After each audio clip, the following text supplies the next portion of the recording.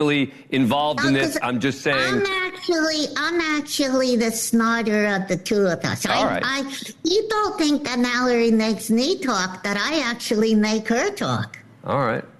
That may be true. Mallory Lewis and Lamb Chop. Thank you both very much. And a special shout out to Allison Hope Weiner, one of your producers. Oh, well, thank you. Well, yeah, why didn't Lamb Chop do that? My goodness, if you're going to give a shout out. A shout out to Allison, who was Mallory's roommate in college. She'll never tell. Thanks for watching. That does it for us tonight. Banfield starts now.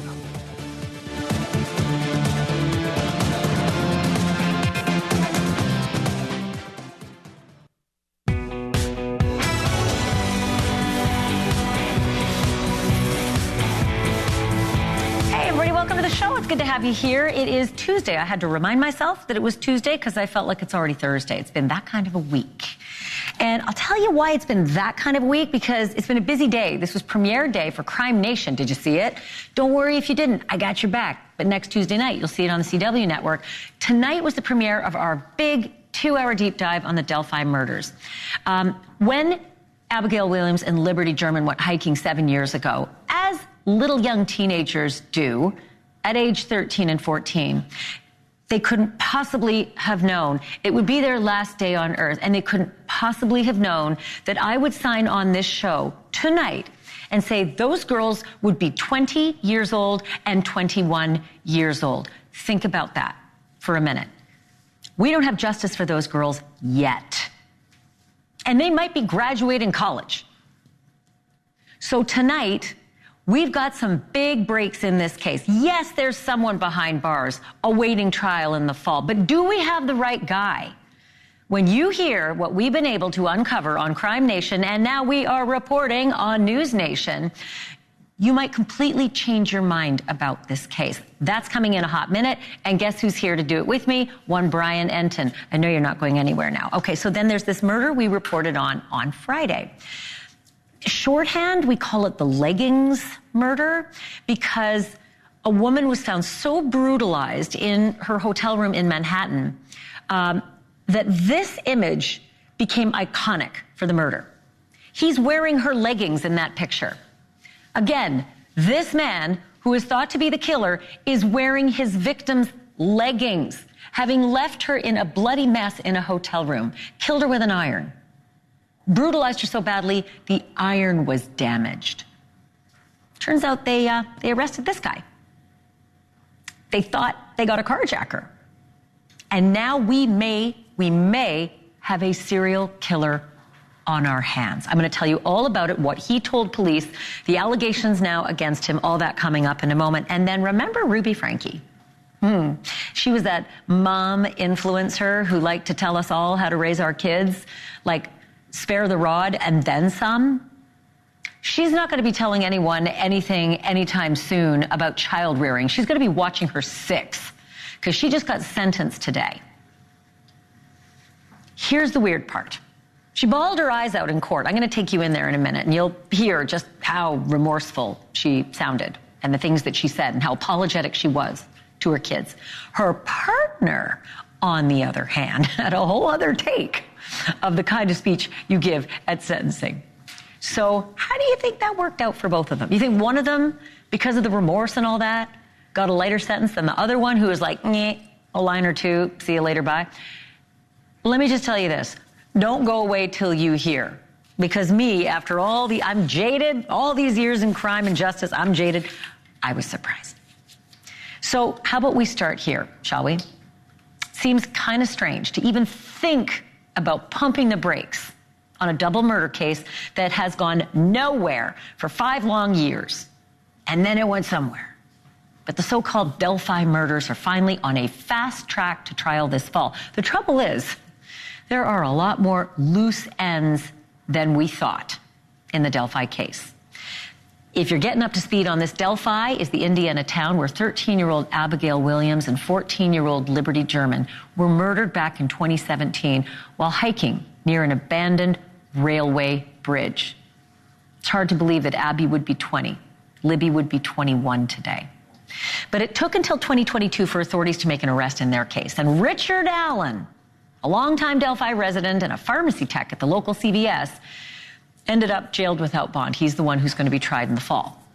They say that he is the mysterious bridge guy, the man who was seen near the bridge at the same time that Abby and Libby were there. And supposedly, an unspent bullet that was found near their bodies came from Richard Allen's gun. But do not tell that to his lawyers, because they will tell you that that same bullet could have come from hundreds of different guns. And that brings me to some of the other loose ends that are just hanging in this case. Richard Allen's lawyers were kicked off of his case after some crime scene photos, pretty grisly photos, were leaked from their own lawyer offices. But within a few months, the state Supreme Court did a big reversal and ordered them reinstated on the case. Fast forward to now, and prosecutors are once again at odds, accusing those lawyers of mishandling evidence and violating a gag order. And they are trying to get those lawyers cited for contempt of court. Got a hearing set for next week, but the murder itself, that trial is set for October. And sure to be a star witness in that trial is this little itty bitty tiny snippet of video. It was video that one of the girls had the wherewithal to capture on her cell phone before she was murdered. You have probably seen it before. You could probably even quote it. It says, "Guys, down the hill." Guys, downhill. Guys, downhill. Authorities say that is Richard Allen ordering those girls down the hill.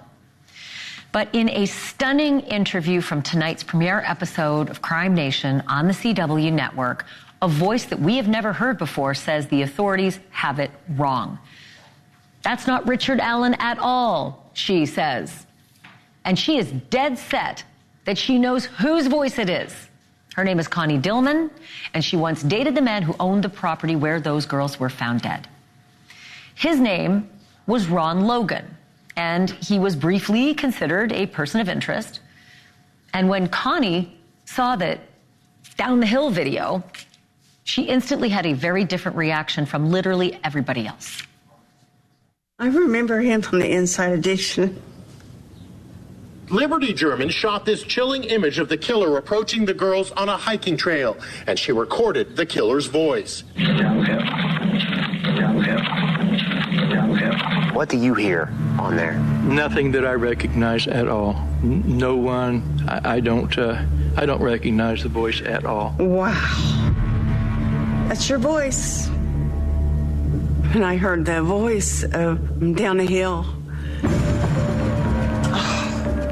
Thousands of times. It's Ron Logan saying, down the hill. And I called the tip line. Joining me now, NewsNation senior national correspondent Brian Enton. So Connie Dilman seems so confident about this. Like, what else makes her think that it's her ex-boyfriend who's the killer? Yeah, this was a big moment tonight, Ashley. We've never heard from Connie Dilman before. This is all brand new. So this is something we've never heard before. And let's also not forget in all this that Ron Logan is dead, by the way, for people who are following along. He died of COVID. But she basically says that he is a bad man, that he is a violent man, that she thinks that he did it, that he was violent with her in the past. And as you heard in that clip, that when she heard that voice, she thought right away that it was Ron Logan. Listen to a little more of what she said for the first time tonight about what kind of man this is. Ron's property was right next to Monon High Bridge. He had some pasture, he had some goats and the horses. I moved in with him for a while, and it didn't really work out very well. He was controlling with me. I had to keep the house tidy and couldn't lay down on the couch. It just had to be the way he wanted it. But he wanted me there. It goes a little bit further than me in his life. I've pretty much a sex tool. Can we stop? Can we? Yeah, we can stop. Okay. Yeah. I don't know where that came from.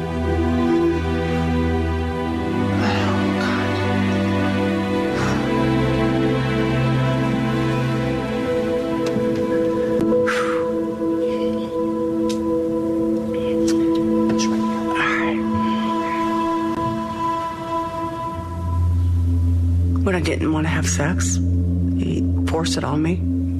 And I was helpless. You know, I couldn't help myself. And when I did get away, he would always draw me back. One day, he had been working on putting a new door on a basement cellar, and I said I wanted to break it off with him. And out of the blue, he hit me over the head with a crescent wrench. And I remember taking off, running to my vehicle, and I remember falling to the ground. And I was afraid he was going to hit me again. So I was able to get on my hands and knees, and I crawled away. I got to my vehicle, and I was able to leave, and then I felt the blood running down my face. I barely remember the drive to the doctor's office, which is only a few miles to Delphi, and I had 7 staples put in my head. But I actually went to my sister's after that. I'm lucky I got out of that situation, but it took a long time. It really is stunning to hear her tell that story for the first time. She's obviously very, very emotional. And again, she feels confident, Connie does, that the wrong guy may be locked up, which is pretty startling to think about. Not only that, but Ron Logan had kind of a weird alibi. And from what I remember 7 years ago, it didn't really check out. So weird. So he claimed to police that he was going to a town outside of Delphi to buy tropical fish, and that he was with his cousin. But we later come to find out that when they looked into this, they talked to the cousin. The cousin didn't back that up. They were never able to clear that alibi, to figure out if it was true or not. And even to this day, it seems like he lied about where he went. Pretty specific when you're mentioning tropical fish, and easy to track that. But this is a small community, and they're not used to having double homicides, especially with kids. So, I mean, I've seen it happen. All right. So, what about the property? Like, they did look at his property. They actually did investigate, but I feel like it might have been a long lag. They did, but it was a month after the murders. So think about it. A month has gone by. There's so much that could have been done out there at that property in that time. A month. Month is a long time for anything. Right. I mean, even the weather can take. I mean, there were a lot of mistakes with this investigation, a lot of issues, and this just seems like it was another one. But they had an eye on him. They considered him a person of interest really early in the case. So why would they not have included the public and asked for tips? And that was one of the new things that came out of the show tonight, was just how early on they were looking into him. I mean, now it's clear that he was a person of interest, suspect, whatever you want to call it. But at the time, they were very, very quiet about it. But they were really digging into him back then and just not telling anyone. Why they were keeping a secret? Like you said, small town, small police force. He was the owner of the land. For whatever reason, they thought it was best not to go public with it. What if it wasn't? I mean, in the end, they don't think it was him. They've now, they've got Richard Allen on trial. They're going to have to answer to it. They're definitely going to have to answer to it at trial. So Delphi's small, and I think in the Crime Nation documentary, we really see how social media in particular has really pulled that town apart.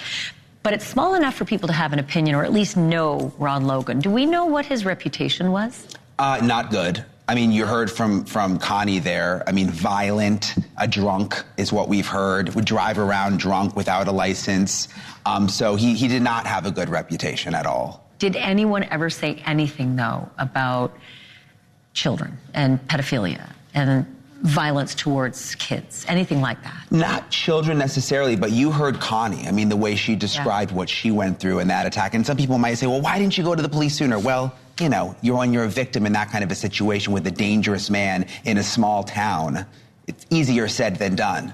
There are a million reasons why domestic violence women run and hide. Of course. Instead of come forward and put themselves in sometimes greater risk of death, actually. That can happen.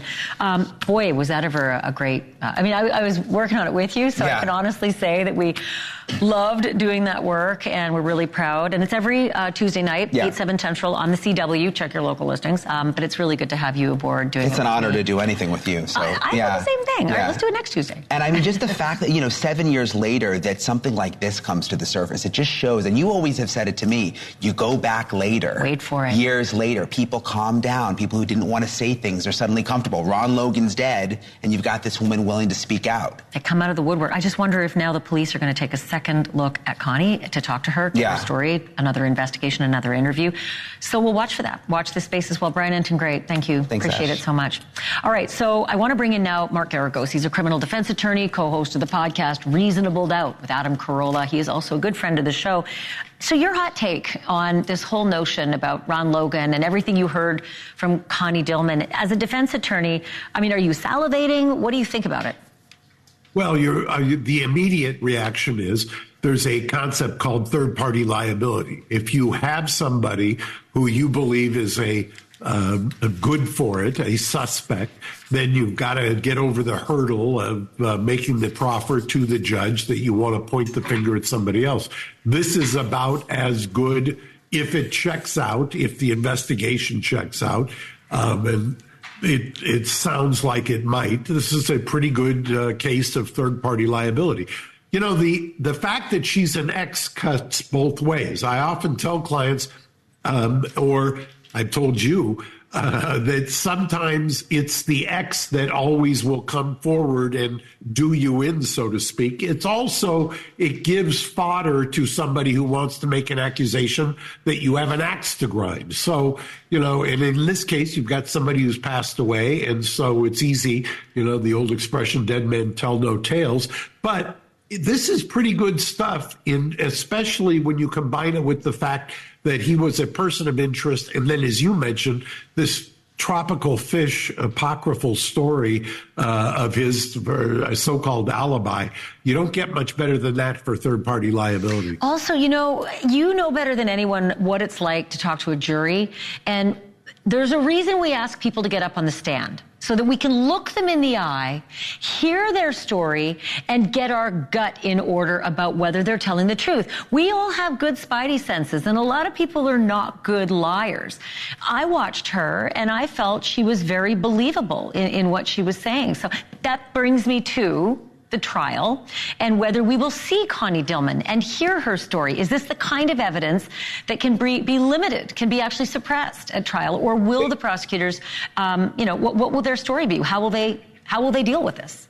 Well, that's why I bring up you're always so sharp when it comes to these legal things. I use the doctrine of third-party liability. That is a hurdle the defense has to get over. The defense has to get the judge to allow them to point the finger at somebody else, to say a third party is good for it, and to put on that evidence. As long as the judge allows that, then the prosecution's going to be back on their heels. But what do they do? How does the prosecution, if it does make it into trial, how does the prosecution accommodate for that? Just say she's a disgruntled? She's a disgruntled ex. I mean, that's exactly where it's... You know, and I was thinking about it, Ashleigh, as I was watching that, you never know how these things come back to bite you. The Fonnie Willis case, for instance, when they had the Nathan Wade's ex-partner up there, you heard him on direct, you thought one thing. Then the prosecutor got up there and started talking about the accusation towards him, and that threw everything into a flurry. So that can happen in a trial. You'll get up there, you'll hear this. Guarantee you the prosecution will do everything possible to try to discredit her, because the last thing they want is somebody who is not the defendant, who they've invested all their resources in, up there pointing the finger and saying, well, no, actually, it's somebody else. And by the way, another reason which ties this all together that a jury might like that is he's now dead. And so there's no way to call him to defend himself or anything else. If you're the defense, this really makes quite a bit of sense. Yeah, there's so much more I want to talk to you about. We're out of time on this, but we're going to have to get you back on this particular story. I do want to ask you about the confessions that Richard Allen supposedly made on the jailhouse phone to his family member. But that's for another night. Mark Garagos, thank you. Appreciate it. Thank you, Ashleigh. Good to see you. You too, as always, and you will be invited back. What was that? Wait, what were you about to say? Congrats on Crime Nation. Hey, thanks. We're pretty proud of it. Appreciate that. We'll get you on there, too. Okay, I do want to bring on one other thing before we move on, because this is a big update On one of the biggest stories that was on our radar, it actually was quite a mystery on Friday night. Who killed 2 people in a dorm room at the University of Colorado? Because the cops were telling us nothing. But now we know who they arrested, and it was the roommate of one of the victims. So Nicholas Jordan was a victim, Nicholas Jordan was the roommate. He was arrested. Yesterday morning, we got these pictures, mugshot, made his first court appearance too. They say that he lived in the room where police found the bodies of Samuel Knopp, who was a fellow student and roommate, but also Celie Rain Montgomery. She was a visitor and also the mother of 2 young kids from Pueblo. They also say that they suspected Jordan from the very start, but they didn't know where to find him. His bail has been set at $1 million. They have still not shared with us the big question, which is why? What would the motive be? Why would a roommate gun down his roommate and a visitor all in the dorm and then go on the run? So we're waiting on that. Watch this space. And still to come on the show, they thought they had arrested a mere carjacker in Arizona. But once he started talking, the earth started shaking. Bone-chilling confessions, one after the other, of grisly attacks against women all across the country, including one brutal killing that we just reported here on Friday. A killer in New York who left the scene wearing the victim's leggings. We have full details on who he is and what he's done. Next.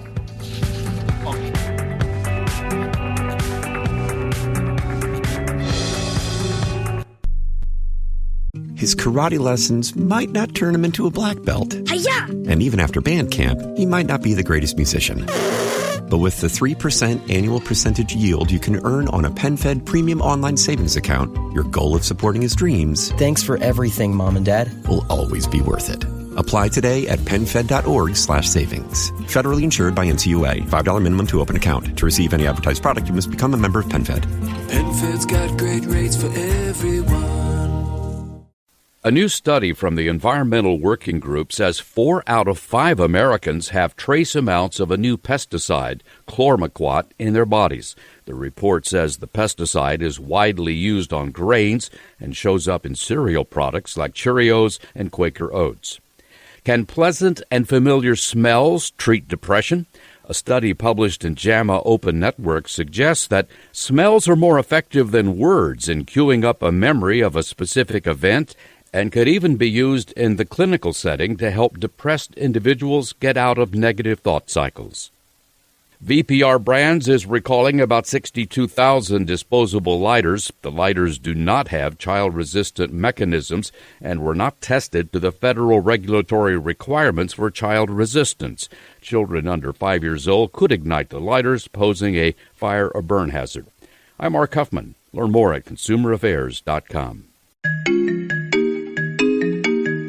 If I would have kept making only the minimum payments on my credit cards, my debt would have taken me 47 years to pay off. These are real National Debt Relief customers. I knew I wasn't going to be able to get out of debt by myself. Credit card, medical, or personal loan debt? National Debt Relief negotiates with your creditors to reduce what you owe. National Debt Relief got me out of debt. You could be debt-free in as little as 24 to 48 months. Visit nationaldebtrelief.com to learn more and get started. nationaldebtrelief.com. With journalists in more than 100 newsrooms across the country, this is NewsNation, America's fastest-growing cable news network. Most of the arrows regarding U.S. farm income categories are forecasted down for this year, per USDA's outlook revealed at the recent Agricultural Outlook Forum. This is USDA economist Carrie Lakowski. Net cash farm income for calendar year 2024 is forecast at $121.7 billion. That's about a 24% decrease from 2023. In nominal dollars. Net farm income is forecast at $116.1 billion, or about a 25 or 26% decline from 2023. She says factors behind the declining farm income includes lower cash receipts for both crop and animal products and a decrease in direct government payments, as well as a rise in total production expenses. On the upside, the farm sector balance sheet remains relatively strong, with farm sector assets, debt, and equity each forecast to increase in 2024, with equity forecast to increase about 5%. I'm Rod Bain reporting for the U.S. Department of Agriculture in Washington, D.C. Well, it's going to be one of those days. How often have you said that to yourself? Your mind has a tremendous ability to make predictions come true. Dr. Gary Probst with a thought about the power of the mind in a moment. If you've got a property that you've been trying to sell and you've tried almost everything, I want to tell you about something that you haven't tried yet. Thousands of customers have sold their homes in any condition with Need to Sell My Home. Did you know it's possible to sell your home right over the phone with no real estate commissions and no pesky open houses? 800-431-9667. That's 800-431-9667. 431-9667. An airline flight attendant taught me that worry causes bad things to happen. While holding a hot cup of coffee in a bumpy flight, I was spilling it all over the tray and on my hand. She told me to put the cup down on the tray and let it ride with the flight. And it worked. Our minds are like that. If we expect bad things to happen, they will. If we expect a good day, our chances are much better for having one. We already have the neural connections in our brain that will take a negative thought and run away with it. So when you bump your big toe on the bedpost and say, it's going to be one of those days, your mind will find opportunities to reinforce that thought. And the opposite is also true. If you wake up and tell yourself it's going to be a good day in spite of any issues you're dealing with, it will likely be better. So expect the best and have a good day.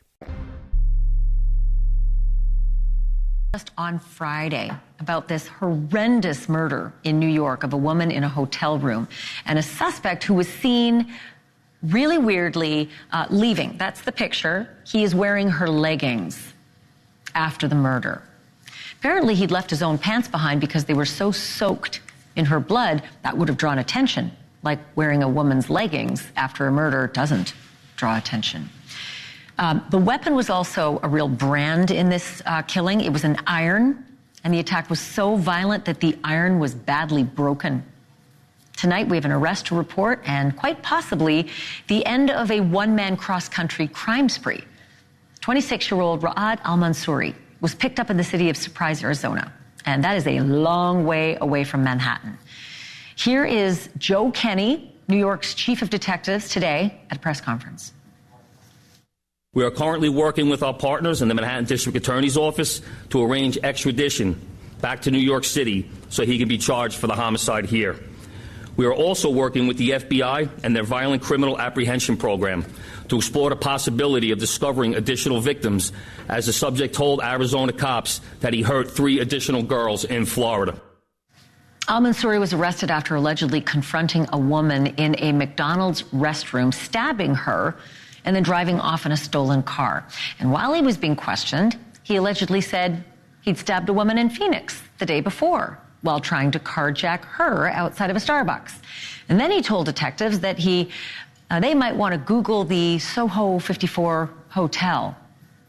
And you guessed it, that's the leggings killing, where the body of Denise Olias Arancibia was discovered on February 8th.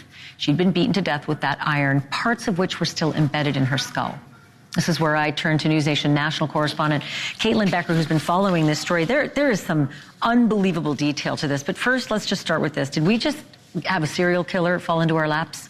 It's very possible, Ashleigh. Police and the FBI are looking into the possibility that this individual could be connected to many, many crimes. I think at a minimum, we could be looking at an alleged career criminal. Beyond that, maybe an alleged career predator, but serial killer is certainly a possibility. So when I saw these details in Arizona of the different attacks, just run through what happened to the women in Arizona specifically. The details are astounding. It's really disturbing. So this is in the middle of the day. A McDonald's employee was followed into the bathroom at McDonald's, allegedly by this man, Rod, who followed her into the bathroom. She tried to protect herself by barricading herself inside of a locked stall. Police say he pounded on the stall door, and when she didn't open it, he allegedly crawled underneath of the stall door, held her at gunpoint, and when she screamed, she was stabbed multiple times. He then fled the scene in a stolen car and was picked up and arrested a soon time later. She lived. She lived. Actually, both of these victims are expected to survive, which is a miracle. And when he was in custody, he allegedly admitted to a stabbing just a day prior in a nearby city in Phoenix, where he allegedly tried to steal a woman's car and stabbed her in the process of this carjacking in progress. That's the one outside the Starbucks? That's the one right outside the Starbucks. Go back to the McDonald's one for a minute, because did he say to the police that his intention in that McDonald's stall was to, quote, rape her, either dead or alive. That's what police say he admitted to while in custody with them. Because, of course, my first question is, you hear carjacking, that you can understand maybe the progression of the crime, but why follow this woman in there? And he said that was his intention, was to rape her dead or alive because he was, quote, attracted to her. I just want to vomit when I hear that. And I can't imagine what she went through watching him come under the stall, first with a gun, then bringing out the knife. Again, all allegations at this point.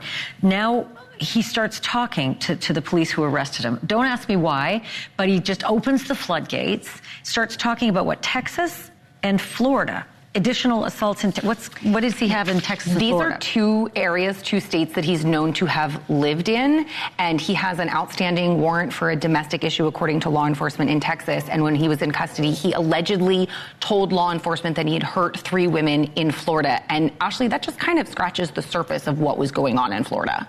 How was this guy loose? I mean, it looks to me like he's been in this system a lot, and not just, for petty things, dangerous, violent, horrendous things like the things that you and I worry about when we walk to a car in a parking lot. Ashleigh, he's actually out on bond right now for a case that's working its way through the court system in Orange County, Florida, in the Orlando area. He is wanted and charged with 5 felonies. And when you say serious felonies, the things we're afraid of, I dug up the court documents today and I'm looking at them right here. Sexual battery, aggravated assault, grand theft motor vehicle, grand theft, and obstructing justice. He allegedly held a sex worker, basically kidnapped, and wouldn't let her go, according to law enforcement, when he had a couple of drinks. So he was able to post bond in this case, and law enforcement said because he did this, he was allowed to leave the state, and that is what ultimately led him to New York, and then from New York to Arizona. And he does have an Arizona driver's license. Well, or Caitlin, he posted bond. He wasn't allowed to leave the state, and he went ahead and did it anyway. Because why not? Press conference, in the press conference for the NYPD, they did ask that question, and the NYPD officer said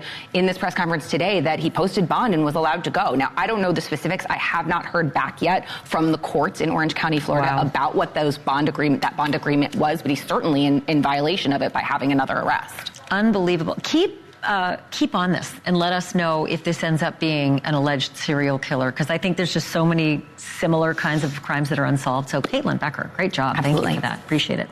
All right, so still to come. I don't know when you want to call this a timeout, but the influencer mom who told millions of other parents how to raise their kids will not be seeing her own kids, possibly for decades, except maybe during visiting hours if they choose to come and visit her.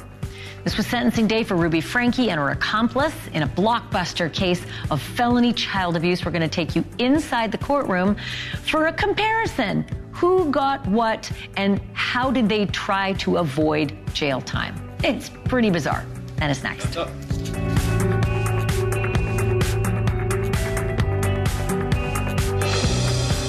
To be sentenced for brutalizing your own kids, it is not the worst idea to show a little remorse. But if Ruby Frankie thought that her performance in court today would get her a pass from the judge, will you be the judge? For the past 4 years, I've chosen to follow counsel and guidance that has led me into a dark delusion. My distorted version of reality went largely unchecked as I would isolate from anyone who challenged me. To my babies, my 6 little chicks, you were a part of me. I was the mama duck who was consistently watering you to safety. I can see now that over the past 4 years I was in a deep undercurrent that led us to danger. I never launched into darkness knowingly. I was so disoriented that I believed dark was light and light was wrong. I would do anything in this world for you. My willingness to sacrifice all for you was masterfully manipulated into something very ugly. I took from you all that was soft and safe and good. I took from you your mother. How terrifying this must have been for you. I will stop crying. You're hurting your tender souls. You You are. You're so precious to me. I'm sorry.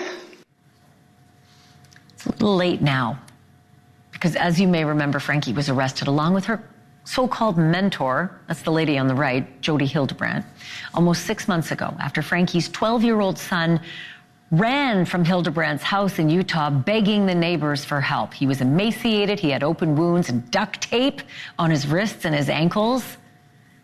I think you can call that abuse. Today in court, the prosecutor compared the conditions under which that child and his little sister were being held to a concentration camp. He said their mother, who has 6 kids in all, denied her youngest 2 kids food, water, even beds. In December, Frankie and Hildebrandt both pleaded guilty to 4 counts of second-degree aggravated child abuse. And here's what Judge John Walton had to say to Hildebrandt before passing sentence. In this case, you terrorize children, and the results have been tragic. It's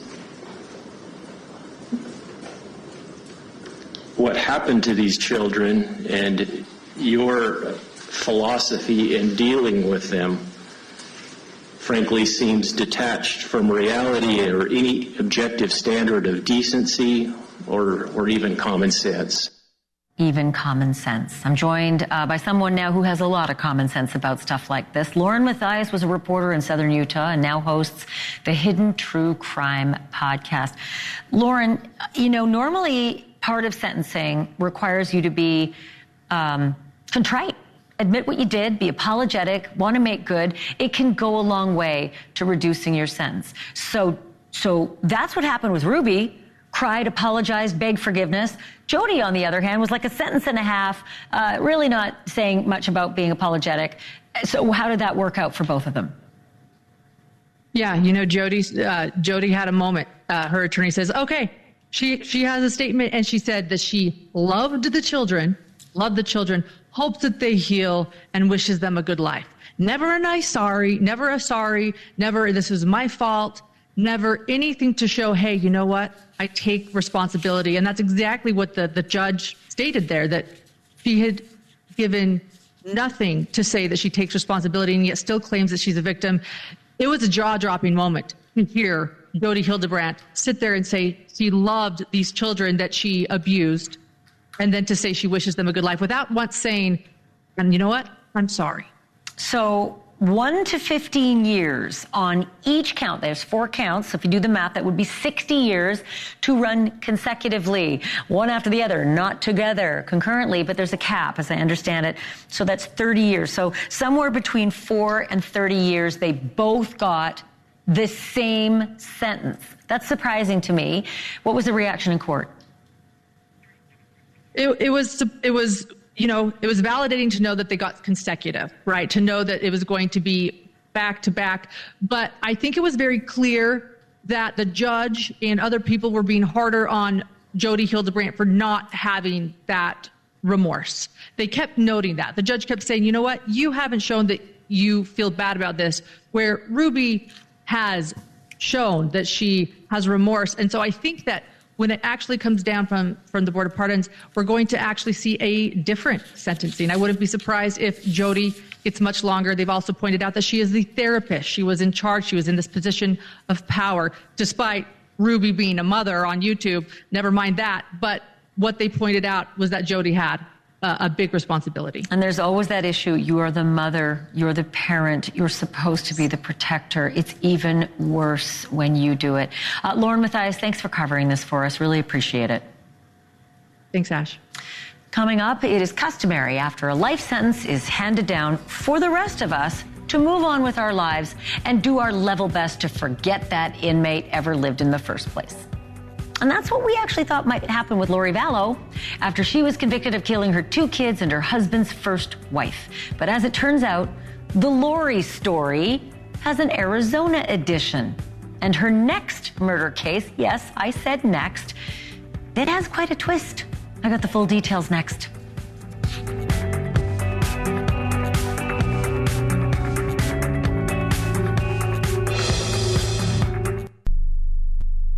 His karate lessons might not turn him into a black belt. Hi-ya! And even after band camp, he might not be the greatest musician. But with the 3% annual percentage yield you can earn on a PenFed premium online savings account, your goal of supporting his dreams... Thanks for everything, Mom and Dad. ...will always be worth it. Apply today at PenFed.org/savings. Federally insured by NCUA. $5 minimum to open account. To receive any advertised product, you must become a member of PenFed. PenFed's got great rates for everyone. Over the years, you've brought them into your home. You were prescribed opioids after the C-section and after Dad's back injury. They helped when you were in pain, and you held on to them just in case. But did you know holding on to unused opioids puts your family at risk? Trouble with opioids can start at home with unused medicines such as pills, patches, and syrups. You can remove the risk and protect your family. Find out how at www.fda.gov/drug disposal. If I would have kept making only the minimum payments on my credit cards, my debt would have taken me 47 years to pay off. These are real National Debt Relief customers. I knew I wasn't going to be able to get out of debt by myself. Credit card, medical, or personal loan debt? National Debt Relief negotiates with your creditors to reduce what you owe. National Debt Relief got me out of debt. You could be debt-free in as little as 24 to 48 months. Visit nationaldebtrelief.com to learn more and get started. nationaldebtrelief.com. Grandpa, look what I got. Wait till you see the bike we got for Jake. It is the coolest thing. Hearing loss happens gradually with age, making it easy to ignore. Yet most older Americans aren't getting their hearing tested. Dad, can you hear me? Untreated hearing loss can keep your loved ones from enjoying what they cherish most. Don't let that happen. Speak up about hearing loss. You'll be glad you did. Brought to you by the American Speech Language Hearing Association. No matter what, people need what you bring them. But sometimes a choice has to be made. You can make a safe one. Always expect a train. Know that trains can run on any track at any time in either direction. Understand that trains are faster and quieter than you think. You can stop track tragedies. Never try to beat a train. You are more important than your packages. See tracks? Think train. For more information, go to oli.org. You're listening to NewsNation on the go. Available 24/7 in the NewsNation app. Or just say, Alexa, play NewsNation. Are you prepared for an emergency or disaster? Because it's not a matter of if, but when. Don't find yourself saying, I'll trust water bottles and a flashlight to save the day, but I'll be proved wrong. With a tornado approaching, I'll realize that I like a wheelchair-accessible shelter. When the floodwaters rise, I'll be up in the attic with 20 cans of beans. It's a recipe for disaster. Let's prepare so we all have a better story to tell. Get started at ready.gov/older adults. Brought to you by FEMA and the Ad Council. At First Tee, we are building game changers. We believe all kids deserve to feel excited to grow, safe to fail, and better equipped for whatever comes at them next. We do this by helping them develop their golf swing, but more importantly, their inner strength. First Tee coaches help young people ages 7 to 18 navigate the course, as well as guide them through new challenges in life. Because we know what's inside doesn't just count, it changes the game.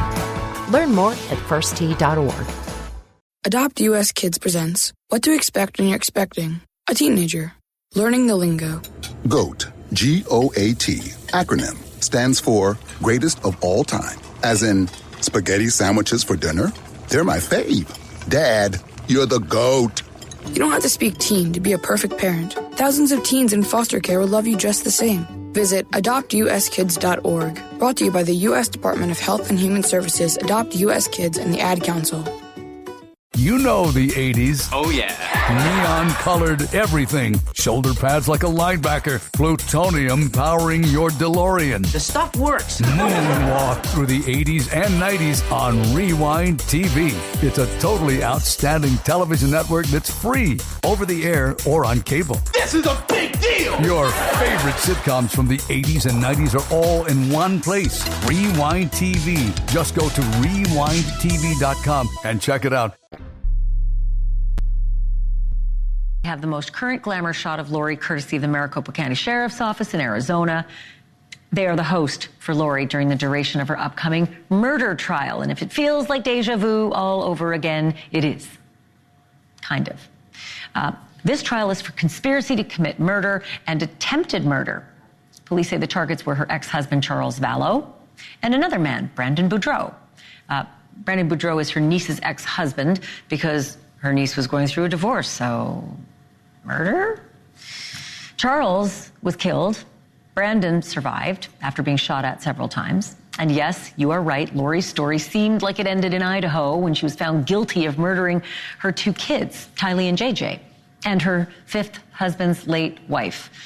She is serving life, no parole for those murders, but now she's in Arizona for round 2. So get a drink. And quickly, here are some key dates for Lori coming up. Tomorrow, she's going to appear for something called a complex case scheduling hearing. Fancy for housekeeping. But the lawyers are going to be there, the judge is going to be there, and Lori is going to be there. And then on July 25th, something called, fancy name again, a trial management conference. Then the judge has set a start date for Lori's trial. It's August 1st, but it is supposed to be wrapped by September 2nd, so that's actually pretty quick. And a lot can happen between then and now, so you're going to have to just watch this space. I will keep you on track. In the meantime, how did we even get here? If you know the whole Lori story, then you know it all started with Lori's insatiable desire to collect ex-husbands. Husband number 1 came along when Lori was just 19. 3 years and 1 divorce later, Lori got married again, and Lori divorced again, all inside 1 year. This marriage produced a child, a son named Colby. Marriage number 3 to a Texas businessman named Joe Ryan, that lasted 3 years. That was the longest one yet. And this one produced another child, Tylee, who wouldn't live to see her 17th birthday. Husband number 4 was Charles Vallow, who had 2 children from a previous marriage. Lori and Charles were together an unprecedented 14 years, during which they adopted his 2-year-old great-nephew, Joshua Jackson, whom the family called JJ. Lori would later call him and his big sister Tylee zombies. Charles looked at his wife's increasingly unhinged religious beliefs with concern and then with alarm. Charles called the police. What did she say yesterday? She said, "You're not Charles. I don't know who you are, what you did with Charles, but I can murder you now with my powers." In time, the couple separated. Lori, Tylee, and JJ moved to Arizona.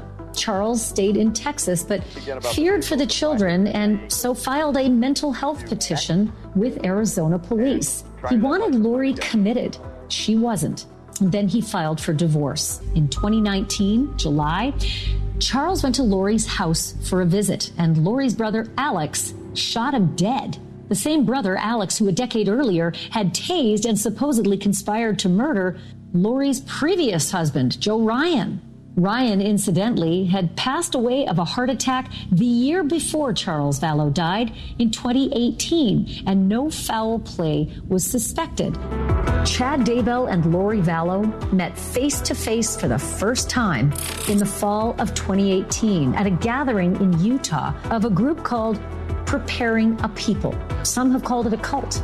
Chad reportedly told his attractive and eager disciple they'd shared many past lives. Their future life together was ordained, or so they believed.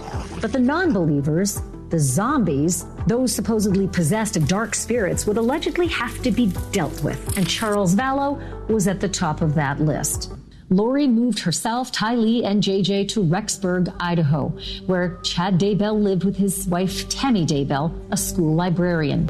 Tammy Daybell passed away in her sleep on the night of October 19th. She'd been in poor health, they said, and when the coroner said her death appeared natural, her children believed it. Her body was exhumed, an autopsy done, and the reported conclusion was homicide, asphyxiation. Tammy had likely been smothered. And though Alex Cox would never be connected with that death, the very next day, Uncle Alex was back in the headlines with his own death. He dropped dead in the house he was sharing in Arizona with his bride of 2 weeks. His autopsy showed blood clots in his lungs. No foul play. No foul play. But a grand jury was so convinced that Alex Cox planned out the killing of Charles Vallow that they indicted Lori in the planning too. And the trial date, August 1st, scheduling hearing tomorrow. So you'll be here tomorrow to hear what happens in the court tomorrow. And coming up right now, try to imagine the very lowest depth that a petty crook will sink to steal a few bucks. Taking candy from a baby? Close. Watch this guy as he's about to grab something from the table. Those are Girl Scouts selling cookies at a Walmart, hit by a real-life cookie monster. I'm going to tell you what he ran off with, and I'm going to show you the face of a true coward in just a moment. Don't go anywhere.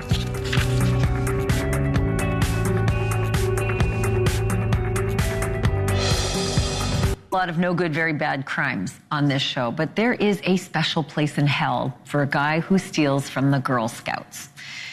Behold the surveillance video from a Walmart in Fort Worth, Texas, and keep an eye on the guy in the gray hoodie. He snatches a bag of money from a table where the Girl Scouts were selling cookies, as they do every time this year, right? Every year at this time, Girl Scouts, poof, the money's gone. Broad daylight in front of all those people, and in that bag, about $450 worth of sales. What kind of cookie monster would rip off the Girl Scouts? This kind. There's a close look at the guy just before he snatched the money. And police in Fort Worth are asking you, the public, anybody who sees this, knows this guy, please call. It would be honestly such sweet revenge knowing that the only cookies that this guy's going to be eating, he'll have to buy from the jail commissary. And good luck making those commissary cakes. They suck. Thanks for watching tonight. It's been nice to have you here with me. Stick around. Cuomo is coming up next.